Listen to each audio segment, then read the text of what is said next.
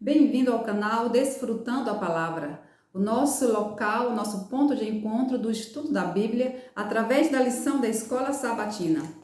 Nós temos aprendido durante este trimestre que as 3 mensagens do Apocalipse têm um grande desdobramento que perpassa por toda a Bíblia. E temos aprendido vários conceitos, vários assuntos que vai nos servir de fundamentação para o desfecho final da história da Terra, para o momento decisivo da minha e da sua vida. Eu quero agradecer também aos novos inscritos no canal e pedir que você continue sendo colaborador desta mensagem de salvação. Deixe o seu like, o seu joinha e vamos ser mensageiros da esperança. Vamos ao nosso estudo da lição? Então, a lição de número 11 está com o título O Selo de Deus e a Marca da Besta, parte 1. O verso para memorizar está no capítulo 7 do Apocalipse, versos 2 e 3. Só que nós vamos fazer a leitura a partir do verso 1.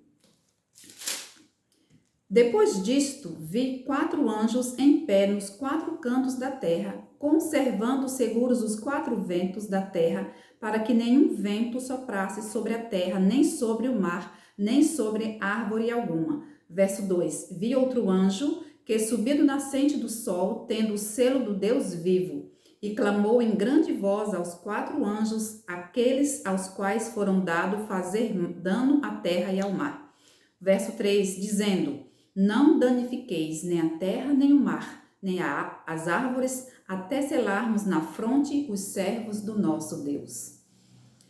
Este capítulo 7 começa dizendo que tem 4 anjos segurando, eles em pé, segurando os 4 ventos da terra, com um propósito, para que não sejam danificados aqueles que estão sendo selados pelo anjo do versículo 2. E estes anjos estão com uma missão, eles têm um trabalho. Estes anjos segurando os ventos representam as pragas sendo detidas, até que os servos de Deus sejam selados na fronte. Embora tudo pareça fora do controle, você olha ao seu redor, os acontecimentos à sua volta, você pode imaginar que tudo está fora do controle, mas não. Deus está conduzindo a história da Terra, amém? Deus está conduzindo a história da Terra. E o verso falou de um selo do Deus vivo. Qual é o selo do Deus vivo que é colocado na fronte do seu povo? E qual é a marca da besta? Primeiro, vamos identificar que nem o selo ou a marca são algo visível. O selo do Deus vivo é a observância do sábado, do 4º mandamento. Porque quem observa o 4º mandamento, que é o sábado, observa toda a lei de Deus. Terceiro, a marca da besta ainda não foi aplicada. A observância do domingo ainda não é a marca da besta. E não será até que seja promulgado o decreto que obriga os homens a santificar este falso dia de descanso. Comentário de Ellen White. Então, você pode já ter ouvido falar, a marca da besta é tal coisa. A marca da besta, ela é a observância do domingo. Só que ainda esta observância não foi imposta. Até então, ela não é a marca da besta. Mas a partir do momento que esta imposição acontecer para que você adore a Deus no dia do domingo, se você não adorar, você morre, aí sim, ela será a marca da besta. Apocalipse é um livro de contrastes. A lição desta semana discutiu o selo do Deus vivo e a marca da besta. Ao longo dos séculos, o sábado tem sido um sinal especial de fidelidade a Deus, que tem revelado que Deus é digno de adoração como Criador do universo. A marca da besta também gira em torno de adoração. Satanás introduziu uma contrafação do sábado, o domingo, como símbolo de sua autoridade. Deus tem um dia de adoração, a besta também tem o seu dia de adoração. A Bíblia fundamenta este dia como sendo o sábado do Deus Criador. E a besta tem o seu dia de adoração, que é o domingo. Por isso, os 3 anjos do Apocalipse 14 proclamam uma mensagem para que todos se afastem de Babilônia e de seus falsos ensinos e aceitem a palavra de Deus na sua totalidade e deixem o conhecimento pautado nas tradições humanas para que venham a servir a Deus. Deus deseja selar com o selo do Deus vivo o maior número possível de pessoas, porque esta terra será danificada com as 7 últimas pragas. E com estas pragas também serão danificados aqueles que adoram a besta. Por isso que a mensagem dos 3 anjos começa chamando o povo a adorar ao Deus Criador. Porque vai vir as pragas futuras, as 7 últimas pragas. E quem não atendeu a este chamado dos 3 anjos, estas pessoas também serão atingidas. Por isso que Deus ama cada um de nós. Deus envia mensageiros para advertir esse povo que ele tem amor, a este povo que ele criou, a este povo que ele cuida e que estão embriagados, como nós já vimos nas lições passadas, essas pessoas estão embriagadas com esses falsos ensinos de Babilônia espiritual. Então, a lição vem nos falando sobre este selo de Deus e a marca da besta. Domingo vem com o tema perseverança inabalável. Apocalipse 14:7, como eu já falei, diz que Deus chama todos a adorá-lo. O segundo anjo adverte as pessoas também sobre Babilônia espiritual. Adverte sobre esse falso sistema religioso. E o terceiro anjo do Apocalipse, capítulo 7, também adverte contra a adoração à besta. Porque quem adora esta besta vai beber também do vinho da ira de Deus. Apocalipse 14, verso 12, nós vamos ler aqui na Bíblia o seguinte. 14, verso 12, diz: Aqui está a perseverança dos santos, os que guardam os mandamentos de Deus e a fé em Jesus. Quais são as 2 características do povo de Deus? A pergunta 1 nos diz. Nos últimos dias, porque essas 2 características são importantes. Primeiro, a primeira característica diz que esse povo é um povo obediente, um povo perseverante. Aqui está a paciência dos santos. A perseverança produz paciência. E a outra característica é que esse povo, ele é leal, obediente aos mandamentos de Deus. A perseverança nos capacita a enfrentar as provações e a lealdade a Deus determinará de que lado nós estaremos no conflito. No tempo do fim, aqui a lição diz que Deus terá um povo leal a ele diante da oposição e perseguição feroz. No tempo do fim. Aí você pode pensar, mas o fim está longe. O fim não está longe. Porque o tempo do fim começou, segundo a profecia de Daniel, no ano de 1844. Nós podemos dizer que nós estamos vivendo o fim do tempo do fim. Então, Deus nos chama a atenção para a adoração a Ele como sendo Deus Criador. Porque o conflito final é sobre lealdade a Deus. É sobre lealdade a Deus ou lealdade à besta. Porque tudo gira em torno da adoração. E no centro desse conflito, por adoração, no centro desse conflito entre o bem e o mal, está o sábado. Por isso que os anjos, 4 anjos estão segurando os ventos, as tempestades, as perseguições, enquanto o outro anjo sela um povo com o selo do Deus vivo, com o conhecimento da verdade bíblica, com o conhecimento da mensagem de Apocalipse 14. Este anjo está selando um povo com o conhecimento que o levará a uma decisão de ficar ao lado do Senhor Jesus. Temos que ter uma firme determinação de fazer a vontade do Senhor em qualquer tempo e em qualquer lugar. É tempo de mantermos a fé em Jesus e é tempo de também termos a fé de Jesus. A lição de segunda-feira tem como tema o conflito cósmico. E o texto da lição está em Mateus 27, 45 a 50, onde fala sobre a crucificação de Jesus, a sua morte ali na cruz do Calvário. O que Cristo passou na cruz? O que Jesus quis dizer ao perguntar a Deus por que Deus o havia desamparado e como essas cenas nos ajudam a entender o que significa ter a fé de Jesus. O livro Desejado de Todas as Nações nos diz que, nos fala ali, nos dá um panorama do que aconteceu com Jesus naquele dia, naquela sexta-feira, onde ele esteve ali para salvar a mim e a você. Com terrível peso de culpa que carregava, Jesus não pôde ver a face reconciliadora do Pai. Ali na cruz, Jesus temia que a sua separação houvesse de ser eterna. Jesus pensava, temia em nunca mais ver a Deus, a face do Pai. Naquela densa treva, ocultava-se a presença de Deus. Quando Jesus pergunta, Deus meu, por que me desamparaste? O Pai estava ao pé da cruz, velado, de forma que ninguém podia ver, mas Deus estava lá. Os anjos de Deus estavam lá.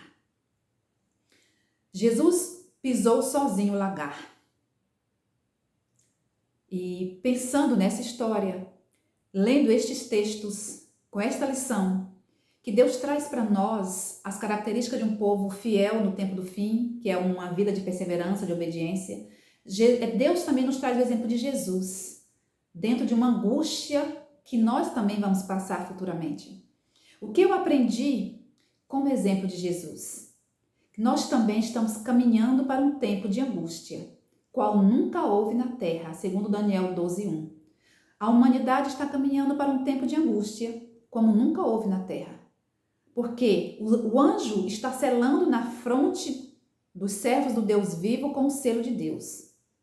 Para que, diante desse tempo de angústia, nós possamos também suportarmos a ausência de Deus, como sentiu Jesus ali desamparado naquela cruz. Eu aprendi que o fato de Deus não se revelar na hora do sofrimento ou permitir o sofrimento não significa que Deus tenha nos abandonado. Aparentemente, Jesus estava abandonado, mas o Pai estava junto à cruz. Na hora da tua pior dor, na hora do teu sofrimento, não imagine você estar desamparado. O Pai está com você. Louvado seja Deus, amém? O segundo ponto que eu aprendi é que na angústia que está por vir, nós seremos só nós, mediante uma fé alicerçada no assim diz o Senhor. E no relacionamento vivido e na forma como Deus nos guiou. Na hora da angústia, eu tenho isso como experiência. Eu passei por uma angústia pela morte do meu filho, do nosso filho. E naquele momento, os conselhos, as palavras que vinham não faziam efeito, porque era somente eu e Deus. Somente Deus e eu. Embora eu não visse Deus, eu sabia que Ele estava comigo. Mas por que eu sabia que Ele estava comigo se não estava vendo? Porque eu conhecia esse Deus pessoalmente. Eu tinha um relacionamento com esse Deus todos os dias. E pelo fato de Deus já ter me sustentado em situações também anteriores, eu sabia que Jesus estava me sustentando e iria me sustentar como tem nos sustentado, com uma fé que não se abala, com uma fé cheia de esperança. Então, este texto da lição de segunda me ensinou isso também. O terceiro ponto que a lição me ensinou é que nós vamos pisar o lagar sozinho. Nós passamos pelo sofrimento sozinho, no conforto do Espírito Santo. Experiência própria.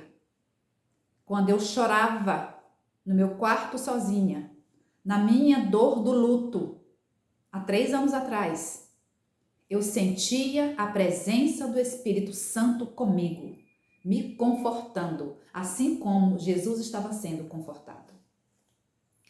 A lição nos ensina que Jesus dependia de um relacionamento que ele havia tido com o Pai.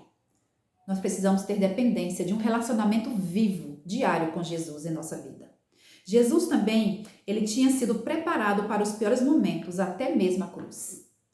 Não pense você que as provas, as lutas pelas quais você passa são em vão. Não, elas têm um propósito. Ir preparando você para coisas maiores, para sofrimentos maiores. Porque Jesus nos fala no livro O Grande Conflito que todo discípulo passará pela escola da provação. Como você reage diante da provação? Você desiste? Você desanima? Você segue em frente? Você confia no Senhor? Você depende dele? Jesus nos ensina também a confiança. Jesus confiou no Pai, mesmo quando ele não o via. Nós precisamos depender de Deus. Nós precisamos ter um relacionamento diário com Deus. Nós precisamos confiar constantemente no Senhor. E Jesus não desistiu, mesmo aparentemente abandonado. Nós precisamos perseverar. Nós precisamos continuar. Embora pareça Deus não estar do nosso lado, mas Deus está. A fé de Jesus é tão profunda, confiante e comprometida que os demônios do cosmos e as provações da terra não podem abalar. Essa fé de Jesus é uma dádiva que recebemos pela fé. Para eu ter uma fé que suporte o cansaço, para eu ter uma fé que confia quando eu não vejo, para que eu tenha uma fé que eu acredite quando eu não consigo entender, quando eu tenho uma fé que eu me agarro com firmeza quando há pouco no que eu me agarrar, essa é a fé de Jesus. É a fé que não desiste, é a fé que suporta todas as provações. E Deus quer que eu e você tenhamos fé em Jesus para termos a fé de Jesus, de passarmos por tudo o que tivermos que passar, firmes, perseverantes, leais, obedientes e esperançosos. Muitos que estão comprometendo a adoração a Cristo pelas imposições do mundo, tornando essa adoração mais palatável. Irmãos, o momento de nós nos prepararmos é agora. Se Jesus foi perseguido, se Jesus sofreu, nós também iremos ser perseguidos. Porque Jesus dizia, eu não sou deste mundo. Jesus orou por nós, porque Jesus sabia que nós não somos desse mundo. E quando nós não somos desse mundo, quando nós não compactuamos com as coisas deste mundo, nós sofremos perseguições. Se perseguiram Jesus, também perseguirão a mim, a você, e louvado seja Deus, porque estamos sendo perseguidos por amarmos e obedecermos ao Senhor Jesus. A lição de terça-feira vai falar de uma cadeia de impiedade. A profecia referente à marca da besta é sobre intolerância religiosa, boicote econômico, perseguição e decreto de morte. A lição de terça-feira me mostra como a sede pelo poder em todas as esferas é perigoso. Que tenhamos a sede, irmãos, do poder vindo do Espírito Santo, para que esse poder do Espírito Santo transforme a minha e a sua vida em verdadeiros adoradores fiéis a Deus até o fim.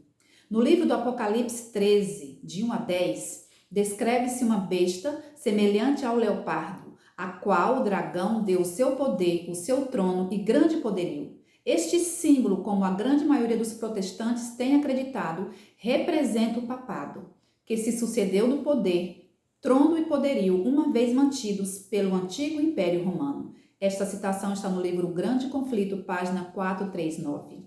Quando o legislativo preparar leis que exaltem o primeiro dia da semana e o colocar no lugar do sétimo dia, o sábado, o artifício de Satanás será aperfeiçoado. Comentário de Ellen White.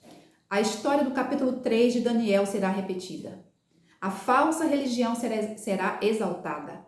O primeiro dia da semana, um dia de trabalho comum, que não tem qualquer santidade, este dia comum será erguido como a imagem em Babilônia. Todas as nações, línguas e povos serão ordenados a adorar este espúrio dia de repouso. Este é o plano de Satanás. Tornar nulo o dia instituído por Deus, que é o sábado, e que foi dado ao mundo como memorial da criação. A força é o último recurso de toda falsa religião. A princípio, ela usa a atração, assim como o rei da Babilônia usou o poder da música. Lembra? Tocou seus instrumentos, vários tipos de instrumentos. Tocaram-se várias vezes as músicas e todos foram levados a adorar, menos 3 hebreus, menos 3 fiéis de Deus. Menos 3 que acreditavam somente no assim diz o Senhor. Então, eles usaram o poder da música para conquistar as pessoas. E, a princípio, ele usa a atração, assim como o rei da Babilônia usou o poder da música e da ostentação exterior. Para os hebreus, Satanás, através do rei, usou como sanção uma fogueira. Para os desobedientes era o quê? Uma fogueira. Para o povo remanescente do tempo do fim, para mim e você, que perseverarmos até o fim, que escolhermos ficar com Jesus, adorando o Deus vivo, adorando a Deus Criador do sábado, do quarto mandamento, para nós será uma outra forma de perseguição. Satanás, através de agentes humanos, usará de boicotes econômico e decreto de morte. Esteja preparado para isso. A pergunta que diz assim: o que o povo de Deus enfrentará no momento decisivo e por que eles sofrerão essas sanções econômicas e decreto de morte? Por quê? Nós sofreremos, como já disse aqui, sanções econômicas, porque Apocalipse 13, 15 a 17 diz assim, vamos ler o texto para que você seja contextualizado? Diz assim: e lhe foi dado comunicar fôlego à imagem da besta, para que não só a imagem falasse, como ainda fizesse morrer quantos não adorassem a imagem da besta. A todos os pequenos e os grandes, os ricos e os pobres, os livres e os escravos, faz que lhes seja dado certa marca sobre a mão direita ou sobre a fronte, para que ninguém possa comprar ou vender, senão aquele que tem a marca, o nome da besta ou o número do seu nome. E aí a pergunta: o que o povo de Deus enfrentará no momento decisivo? Sanções econômicas e decreto de morte. Por que esse povo vai sofrer isso? Por que este povo vai ser perseguido? Aqui não tem escala. Grandes e pequenos, ricos e pobres. O mundo todo sofrerá sanção aqueles que não se conformarem com os ensinos, as tradições impostas por esse poder. Por que eles serão perseguidos? Porque, primeiro, porque escolheram se alistar no exército de Cristo e fazer uso de suas armas, estudo da Bíblia, oração, testemunho. Segundo, porque se fundamentaram na palavra e nela santificaram as suas vidas. Terceiro ponto, porque se recusaram a beber do vinho das falsas doutrinas que Babilônia dava a todo mundo, com o objetivo de enganar, se possível, como diz a Bíblia em Mateus, até os escolhidos. Por que estes serão perseguidos? Porque obedeceram os mandamentos de Deus, incluindo o sábado, e estes têm ainda a fé em Jesus e a fé de Jesus. Porque não fizeram concessões quanto aos ensinos da palavra, mas antes se firmaram no assim diz o Senhor. Ei, se firme na palavra. No assim diz o Senhor, não no assim diz os homens. Não no assim eu acho que é melhor. Não se firme naquilo que você acha que é mais agradável. Isso não tem nada a ver. Diante da palavra de Deus, tudo é passado. E a palavra de Deus é a nossa lâmpada, o nosso guia, a nossa bússola. Deus deixou a Bíblia para o nosso ensino, para que nós sejamos salvos. Porque eles serão perseguidos? Porque eu e você, nós seremos perseguidos porque não escolhemos as formas de adoração voltadas para o gosto pessoal. A perseguição religiosa existe desde que Caim matou Abel, lembram? Abel foi morto porque adorou a Deus da maneira que Deus pediu, oferecendo o sacrifício que Deus pediu. Caim matou Abel porque não adorou a Deus como Deus pediu. Da mesma forma, nós seremos também, sofreremos essas perseguições pela forma e por quem nós estamos escolhendo adorar. Não devemos jamais esquecer que assim como Deus esteve com aqueles 3 jovens na fogueira, eles foram lançados na fogueira. Muitos de nós seremos lançados na prisão, muitos de nós seremos mortos, outros serão perseguidos. Não sei qual será o nosso fim. Mas o certo é que, assim como Deus esteve com aqueles 3 jovens na fogueira, que o rei viu 4 pessoas andando na fornalha ali, dentro da fornalha, nós não lançamos somente 3, porque tem 4. Deus vai estar conosco também, quando as chamas da perseguição se acenderem contra nós. Num futuro próximo, pela nossa lealdade e obediência ao Senhor, estejamos preparados para estes acontecimentos. A lição de quarta-feira fala aqueles que seguem o Cordeiro. E é interessante que o texto aqui de Apocalipse, capítulo 13, verso 1 e 2, nós vamos ler, diz o seguinte: Vi emergir do mar uma besta, que tinha 10 chifres e 7 cabeças, e sobre os chifres 10 diademas, e sobre as cabeças nomes de blasfêmia. A besta que vi era semelhante a leopardo, com pés como de urso e boca como de leão. E deu-lhe o dragão o seu poder, o seu trono e grande autoridade. De onde vem a besta? É a pergunta. E quem dá a ela a autoridade? Esta besta que emerge do mar e recebe a autoridade do dragão. Essa besta, ela vem de um lugar, do mar. Ela emerge do mar e recebe a autoridade do dragão. Este poder representa o papado. 3 marcas identificam esta besta que surge do mar. A primeira marca que identifica a besta diz respeito à origem do seu poder. A origem do seu poder está onde? Está no dragão, o Império Romano, que a investiu de autoridade através de agentes humanos. Deus trabalha por meio de sua igreja. O diabo também trabalha por meio de uma gigantesca instituição religiosa caída que rejeitou a verdade de Deus e deu as costas à sua lei. O dragão, por intermédio de Roma pagã, deu à besta que surgiu do mar uma sede ou trono. Vamos traduzir aqui. Satanás, traduzindo pela simbologia bíblica, Satanás, através do Império Romano, deu ao papado uma sede ou trono. Entenderam? Quando Constantino deixou a Itália em 330 d.C. e fundou Constantinopla, hoje, que é Istambul, lá na Turquia, Constantino, como a nova capital do império, ele deu seu trono para o Papa. Foi nessa vaga que o papado se assentou. A segunda marca que identifica essa besta que emerge do mar é que este poder que surge de Roma é um poder que exige a adoração. Apocalipse 13, 3 e 4 declara que toda a terra se maravilhou seguindo a besta e adoraram a besta. A organização descrita aqui também é um poder religioso que se torna um sistema universal de adoração. A terra se maravilhou seguindo a besta, seguindo este poder, seguindo ao papado. A terceira marca que identifica esta besta que emerge do mar é que esta besta, esse poder, profere blasfêmia. E a pergunta 6 da lição de quarta diz assim: tem o livro de Apocalipse 13, verso 3 e 14, verso 4. Você pega a sua Bíblia, você marca os textos e você vai ler. E que contraste você vê nestes versos?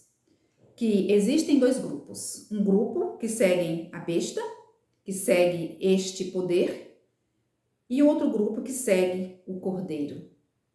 Há um grupo que segue a besta e um grupo que segue o cordeiro. Ao longo da existência, existem um contraste. O Apocalipse sempre vem dizendo, enquanto Deus tem 3 anjos que falam uma mensagem verdadeira, Satanás tem, através de agentes humanos, um grupo que fala falsas doutrinas. Nós vimos isso na lição da semana passada. E enquanto Deus tem um dia de adoração fundamentado na palavra, Satanás também tem um dia falso de adoração.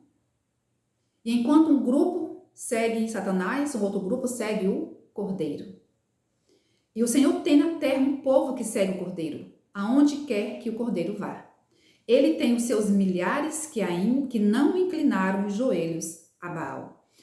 Esses estarão com ele, com Deus no Monte Sião. Mas aqui na terra, nós temos que estar cingidos de toda a armadura, prontos para nos empenharmos na obra de salvar os que estão a perecer.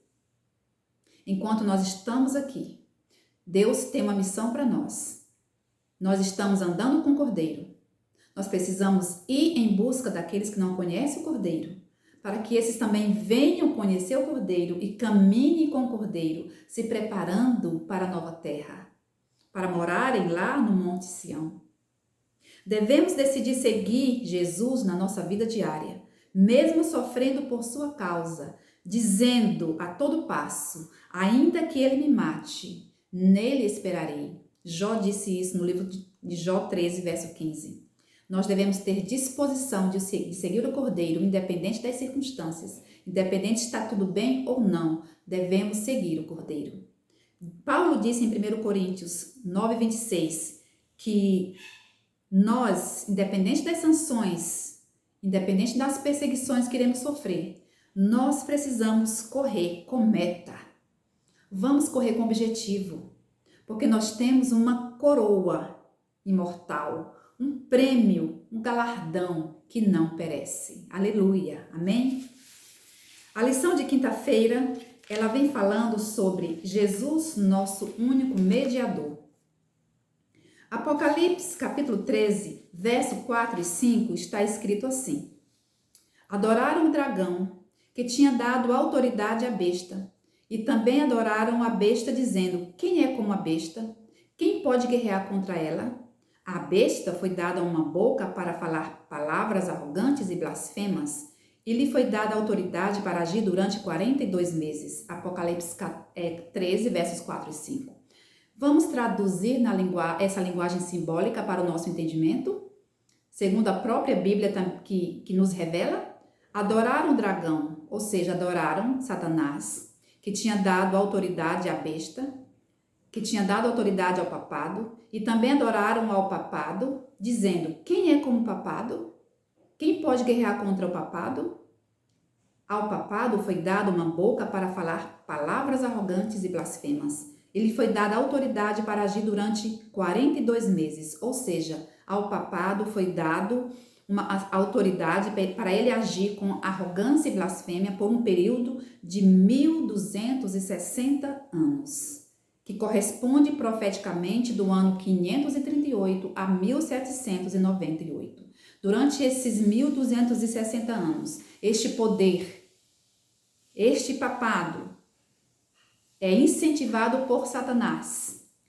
Ele blasfemou contra Deus, perseguiu o povo de Deus, perseguiu de formas cruéis, e este poder ainda vai se levantar futuramente para fazer a mesma coisa contra os obedientes à palavra do Senhor.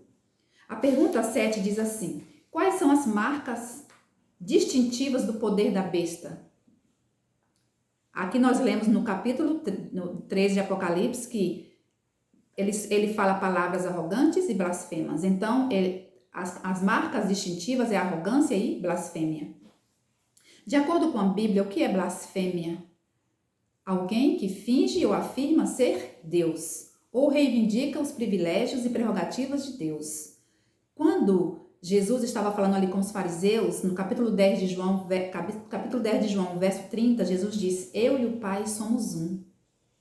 Eles acharam que Jesus estava blasfemando, que Jesus queria ser Deus, reivindicando prerrogativas de Deus. Mas Jesus é Deus. Nós sabemos que Jesus é Deus. A outra característica aqui diz que é algum homem que reivindica o poder de perdoar pecados. Vendo-lhes a fé, Jesus disse ao paralítico, lá em Lucas: Homem, estão perdoados os teus pecados. Lucas capítulo 5. Aquele paralítico, Jesus viu nele a necessidade de perdão. E Jesus falou para ele: perdoados estão os teus pecados. E blasfêmia, segundo a Bíblia, é alguém que finge ser Deus e um homem que reivindica o poder para perdoar pecados. A Igreja Romana tem essas duas doutrinas distintas que a Bíblia chama de blasfêmia. Uma delas é a sua alegação de ter o poder de perdoar pecados. A outra é a de delegar ao Papa a obra de Deus na terra. 1 Timóteo 2,5 nos ensina que há um mediador entre Deus e o homem Jesus Cristo. Em contrapartida, a Igreja Romana ensina que o Padre é o mediador entre Deus e os pecadores. Porém, visto que o próprio Padre é pecaminoso, ele não pode ser nem um mediador de ninguém. Um pecador não pode mediar a obra de perdoar pecados de outro, porque esta função é de Jesus, o nosso mediador, o nosso sumo sacerdote. E a Igreja Romana, ela tem essas prerrogativas. A blasfêmia também é definida como a reivindicação de um homem de ser Deus ou de estar no lugar de Deus. Nós vimos nessa lição que o livro do Apocalipse exalta Jesus, identifica o povo de Deus nos últimos dias e revela as marcas identificadoras da besta, para que possamos estar preparados para o conflito vindouro. O objetivo da lição do livro do Apocalipse é exaltar Jesus, identificar o povo de Deus nos últimos dias e revelar as marcas que identificam a besta, para que nós possamos estar preparados. O fim vem, a perseguição também. O livro do Apocalipse revela que sob os auspícios de Roma, nossa liberdade religiosa será o quê? Restrita, será aprovado um boicote econômico e finalmente o povo de Deus sofrerá opressão, prisão e morte. O que nós podemos tirar de ensino, de lição para nós que estudamos a lição? Que nós devemos estar alertas ao que está acontecendo em nosso mundo. As profecias do Apocalipse predizem que surgirá uma união política religiosa. E Jesus instruiu seus discípulos pouco antes de ser crucificado. Jesus disse, portanto, vigiem, porque vocês não sabem em que dia virá o Senhor de vocês. Mateus 24, 42. É tempo de vigiar. O que Jesus está dizendo para nós hoje? Vigiem. A gente não sabe quando isso vai acontecer. Estejamos preparados. Como é que eu vou vigiar? Estando fundamentado na palavra de Deus. Orando. Trabalhando para Jesus. Fundamentados na palavra do Senhor. Tão somente no assim diz o Senhor. A outra preocupação de Jesus para nós é que nós estejamos preparados. A hora de se preparar para esta crise final na terra que está por vir. Esta hora é agora. Pense em alguma crise que você enfrentou. O que ela lhe revelou sobre você mesmo? Se você, diante de uma crise que você passou, como você esteve diante dela? Você se abateu? Você desanimou? Você desistiu? Não desista. Lembre do exemplo de Jesus ali na cruz e tenha fé nele e a fé dele também. Deus ainda nos pede que nós sejamos ativos. De que forma ativo? Deus quer que nós sejamos suas testemunhas. E serão minhas testemunhas em todos os lugares. De que forma nós vamos estar testemunhando? Trabalhando na seara do Senhor para a salvação de outras pessoas. Meus queridos, o tempo que nós estamos vivendo é muito solene. Como eu já falei aqui na lição, nós estamos vivendo no fim do tempo do fim, a partir da profecia de Daniel, que fala que a partir de 1844 nós já estamos no tempo do fim. Então nós vivemos no fim do tempo do fim e Satanás tem se levantado de todas as formas para enganar, se possível, os escolhidos de Deus. Que nós possamos estar fundamentados na palavra, no assim diz o Senhor, e sermos fortalecidos nele e levarmos a sua mensagem de salvação para muitas pessoas sedentas que estão à nossa volta. O Senhor quer selar na fronte de cada um de nós com o selo do Deus vivo, com o conhecimento do Evangelho eterno. E no conhecimento desse Evangelho eterno está o Santo Sábado, está a lei de Deus. Que o Senhor nos abençoe e nos preparemos para as futuras perseguições que virão sobre nós. Querido Deus, te agradecemos porque o Senhor é bom. Te agradecemos porque o Senhor deixou escrito na palavra o que nós precisamos fazer para sairmos vitoriosos. Que nós possamos andar seguindo o Cordeiro aqui na terra, preparando a nossa vida no Senhor e preparando outros para o Senhor, e nos preparemos todos para a eternidade. Agradecidos te somos pelo teu amor tão grande em nos trazer revelações tão significativas para a nossa salvação. Em nome de Jesus. Amém.